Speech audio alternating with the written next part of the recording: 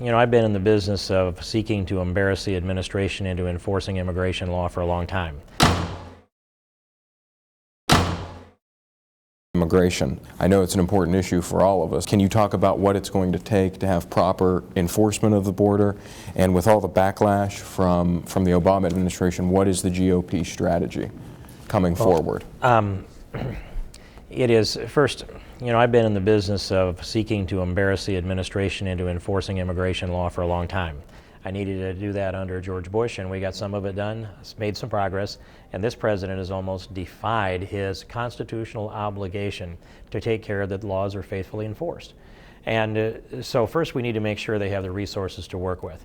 And we have watched now as the appropriations to the border have increased about 50% over the last several years in their aggregate.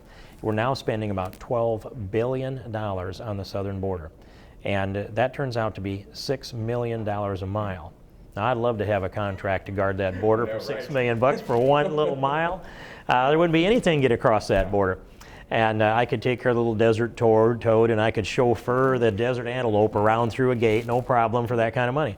But we'll need to make sure the resources are there. I want to pull people in hearings before the immigration subcommittee, and I want to really evaluate this. I want to know if we're short of judges and we're short of prosecutors and we're doing the catch and return process, and I've watched that by the thousands.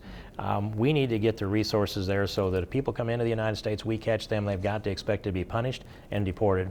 And we need to turn that up substantially. Now, whether we can get the administration to actually act on it or not is another question. Then, the most important piece of immigration legislation is the new IDEA Act. It's the new Illegal Deduction Elimination Act. It brings the IRS into the enforcement arena by clarifying that wages paid to illegals are not tax deductible. So the business expense of wages to illegals goes over to the other side of the column, and then it becomes a profit in the profit column where it's taxable. So the net result would be this, that if you're an employer and you've knowingly and willfully been hiring illegals, we'll give a safe harbor if they use E-Verify, but the IRS would run the Social Security numbers of your employees through the E-Verify program during a normal audit, and if it kicked them out, then you'd have a chance to cure that. But the net result would be, if you're hiring illegals under that scenario, your $10 an hour illegal becomes a $16 an hour illegal when you finish paying for the income tax that's on that as profit, and the interest and the penalty. And so that is it's something that works through an agency that seems to love to do their work. It's the voice of experience, and I put them in a team with the Social Security Administration and the Department of Homeland Security, so they have to sit down together and exchange information and cooperate and collaborate to enforce immigration laws.